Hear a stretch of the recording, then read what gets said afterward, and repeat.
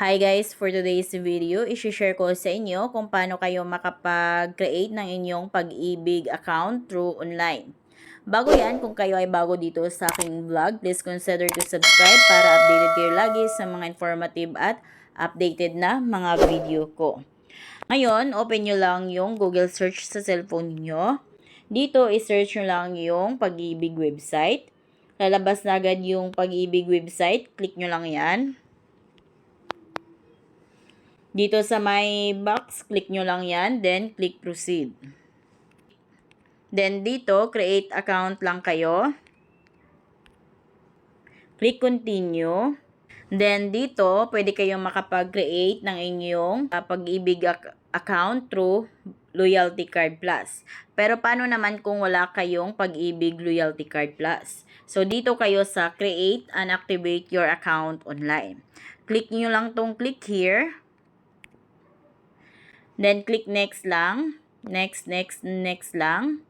Then, click proceed. So, dito, lagay nyo lang yung inyong Pag-ibig mid number, apelyido, pangalan, middle name. And then, sa mga taong walang middle name, so, click nyo lang tong may box para di kayo hanapan ng middle name. Then, date of birth and your cellphone number. Then, click proceed. And your one-time PIN OTP code will be sent to your mobile number. Click OK. Ngayon, hintayin natin yung text ni Pag-ibig sa ating cellphone number. Ayan na, ito na yung OTP code. So, OTP code is 5309. Click proceed. Ayan, so dito sa user account, ayan, lagay nyo lang yung inyong email address dito. And then, kung anong nilagay nyo dyan sa una, dapat confirm or match yan sa pangalawa.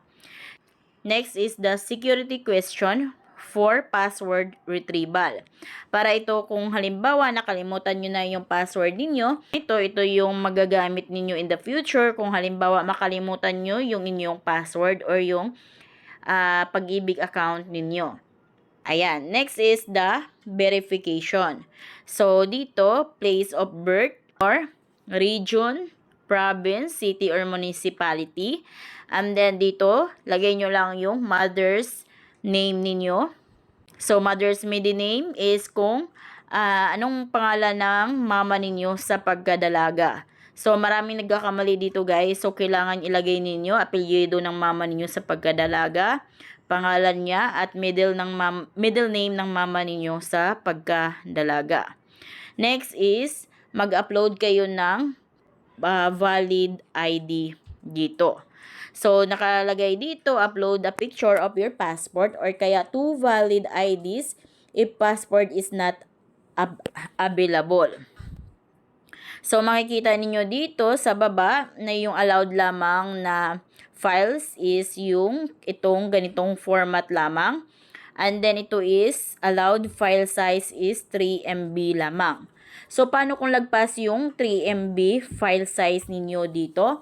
So, mag-convert kayo guys or pababain nyo yung MB size nito or file size. So, kung gusto nyo magpababa ng MB size, so search nyo lang sa YouTube, MB to KB Jubes Vlog. Lalabas na dyan yung tutorial ko kung paano magpapababa ng MB or file size.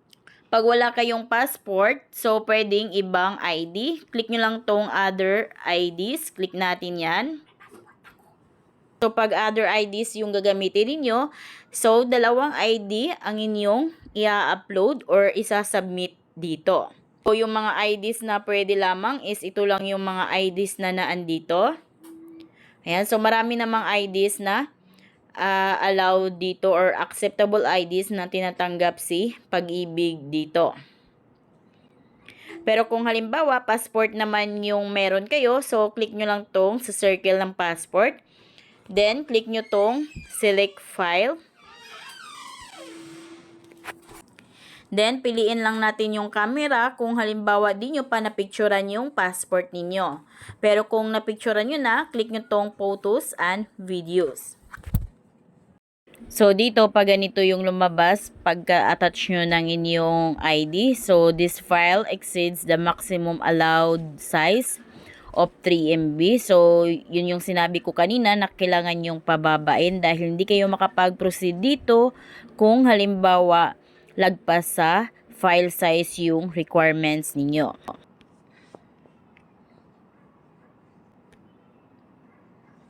Then, ayan guys, pag naka-color green, so ibig sabihin, okay na yan. Ibig sabihin yan is pasado yung file size ng inyong passport picture. Next is, upload a selfie holding and showing your valid ID.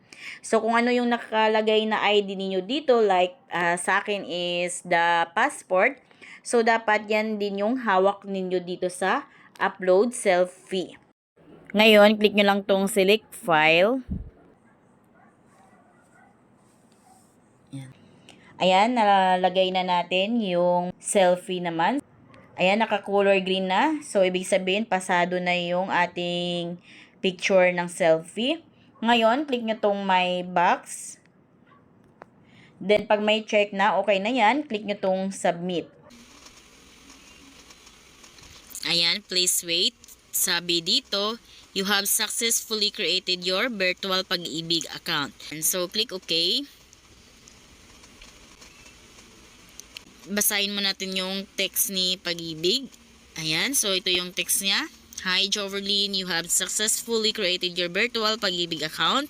We will notify you by another text message once your account has been activated for you to start viewing your Pag-ibig savings and loan and records and enjoy many more services via virtual Pag-ibig. Ayan. So, ngayon guys, dahil nakapag-create na tayo ng account, maghintay tayo ng ilang araw, mag-text ulit si Pag-ibig sa atin, nagawa na yung account natin sa Pag-ibig online. A few moments later.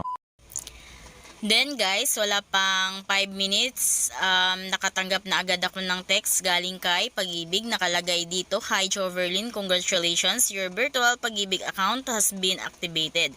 Now you may track your ganyan. Dahil activated na yung account natin, pwede na tayo makapag-login sa ating Pag-ibig account. Ngayon guys, mag-i-email din yan sila. Bukod dito sa text, may email pa yan sila. So punta tayo sa email. Ito yung email nila. Open natin. Dear Joverlyn, congratulations. Your virtual Pag-ibig account has been activated. Scroll natin pababa. And then dito guys, dito natin makikita yung password natin. Ayan. So ito yung temporary password natin. Ngayon, nakalagay dito, simply click here to start using your virtual Pag-ibig account. For your security, you will be asked to create a new password for your account. So, itong password na nakalagay dito is temporary lamang. So, kailangan yung palitan ang password na yan pag once na makapag-login na tayo. Ngayon, click na natin itong click here.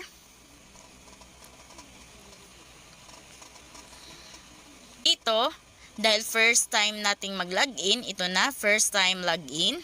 Lagay na natin yung email address natin dito at saka yung temporary password natin. Ayan, din ito confirmation. Ayan, ngayon click na natin itong verify. Ayan, then dito, lagay na natin yung new password natin. So, itong pangalawa, confirmation. So, kung ano nandito, dapat match sila dito.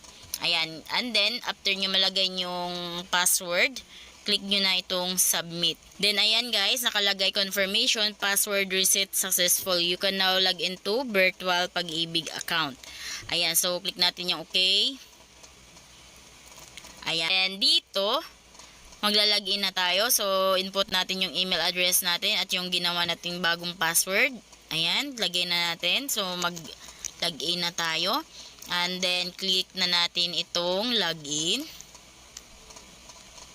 And guys, nakapag-login na tayo sa ating account. Ayan. Ngayon, click lang natin ito. And then, dito, makikita natin lahat ng mga products ni Pag-ibig. So, andito yung regular savings, yun yung contributions natin. MP2 savings, housing loan, multi-purpose loan, calamity loan, loyalty card plus, at saka andito din yung Pay Online, PUBMS Online, and then yung paano mag-change ng password, ayan, sa tsaka magla-log out. Ayan, so dyan yung makikita lahat ng gusto nyong ma-check sa inyong account online. So, ayun lang guys, kung paano magkaroon ng account sa Pag-ibig online. So, kung kayo bago sa vlog, please consider to subscribe para updated kayo lagi sa mga informative videos ko. Thank you for watching!